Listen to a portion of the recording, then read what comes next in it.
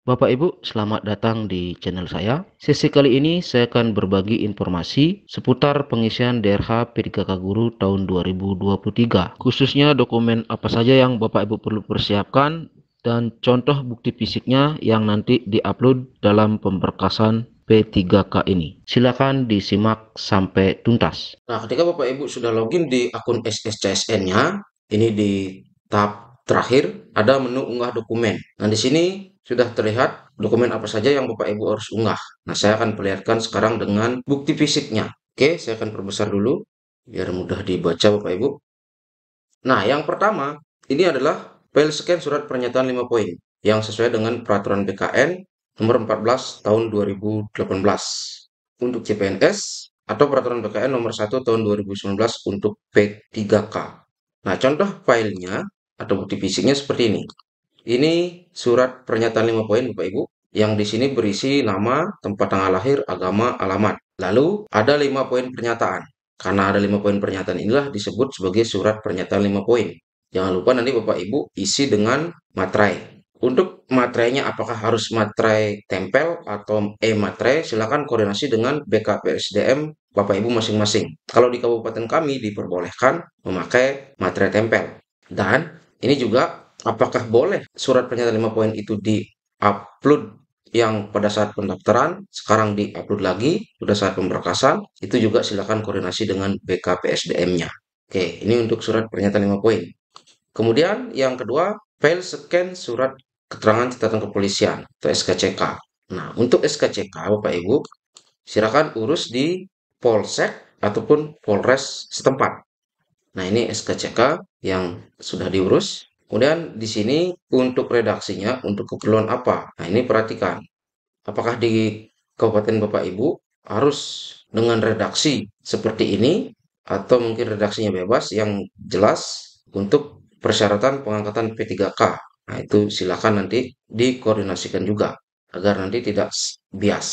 Nah, kalau misalnya Bapak Ibu sebelumnya pernah mengurus SKCK yang digunakan untuk melamar kerja gitu misalnya, ya jangan digunakan karena itu nggak nyambung dengan pemberkasan P3K sekarang.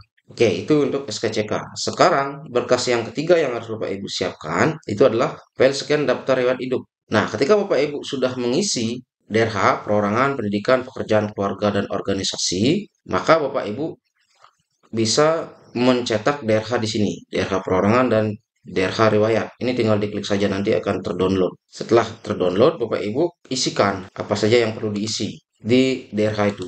Nah, di sini nanti akan ada tanda bintang-bintang tiga ini. Ini jangan lupa diisi. Nah, penulisannya itu sesuai dengan apa yang ada di atasnya. Ini misalnya nama di atasnya, siapa nama Bapak Ibu, maka ini ditulis lagi. Kemudian kabupaten tempat lahir dan tanggal lahirnya. Ini tinggal menulis kembali di sini, di bawahnya. Nah, ini ditulis dengan huruf kapital dengan tinta hitam. Nah, ini disebut dengan DRH perorangan yang satu lembar ini. Kemudian di bawahnya ini DRH riwayat. Kan tadi mencetak 2 DRH. Ini digabung nanti. Setelah Bapak Ibu isikan materai di bagian paling bawah dan menandatangani. Nah, inilah nanti di-scan yang di-upload pada dokumen pemberkasan P3K. Di sini nanti diunggah.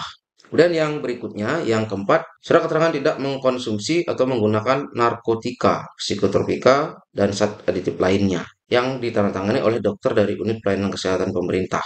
Ya, misalnya dari RSUD. Nah, contohnya seperti ini Bapak Ibu. Ini surat bebas narkobanya. Ini diurus di Rumah Sakit Umum Daerah. Nah, di sini di bagian bawah jangan lupa lampirkan hasil pemeriksaan labnya yang menyatakan bahwa hasil pemeriksaan nafsa Bapak Ibu itu negatif semua. Berikutnya adalah surat keterangan sehat jasmani dan rohani yang berstatus PNS atau dokter yang bekerja pada unit pelayanan kesehatan pemerintah. Ini boleh diurus di RSUD atau mungkin di unit lain. Yang jelas dokter yang memberikan keterangan ini statusnya PNS. Nah, contohnya untuk surat keterangan sehat jasmani rohani, sehat jasmani ini menyatakan tidak ada cacat-cacat, ya. Ini jasmani. Ini sudah diurus di RSUD, berarti sudah memenuhi syarat. Dan juga di sini dokternya sudah dokter PNS. Kemudian yang di bawahnya surat keterangan sehat rohani. Ya, ini menyatakan bahwa tidak mengalami gangguan mental, berarti sehat rohani. Ini juga diurus di RSUD, ini dokternya sudah juga PNS dengan ada NIP di bawahnya. Oke, lanjut. berkas yang berikutnya yang perlu Bapak Ibu siapkan adalah ijazah pendidikan asli. Nah, ini pasti Bapak Ibu punya lah waktu mendaftarkan sudah mengupload. Nanti kalau misalnya hilang filenya itu Bapak Ibu tinggal kembali lagi ke depan sebelum mengisi daerah perorangan. Ketika Bapak Ibu login SSCSN itu kan masih ada berkas uploadan pada saat mendaftar. Itu bisa di-download ulang di sana. Kemudian transkrip nilai. Nah, transkrip nilai juga sama, pada saat mendaftar sudah mengupload, nanti kalau misalnya tidak ada filenya tinggal di-download ulang. Nah, berikutnya surat lamaran CSN yang ditujukan kepada instansi yang dilamar. Nah, untuk ini ijazah, ini transkrip nilai. Untuk surat lamaran, nanti Bapak Ibu silakan cari formatnya di pengumuman instansinya. Ya, gimana nanti formatnya? Kalau kalau misalnya tidak ada di sana dan tidak diharuskan dalam format tertentu, artinya bebas, yang penting memenuhi syarat. Nah, maksudnya di sini memenuhi syarat adalah jangan sampai nanti Bapak Ibu mengikuti pemberkasan P3K tapi kalimatnya lain-lain itu misalnya. Itu yang dimaksud tidak memenuhi syarat. Nah, ini lampirkan bahan pertimbangannya. Bahan pertimbangannya ini yang surat lamaran pada saat pendaftaran ya. Ini baru ada 5.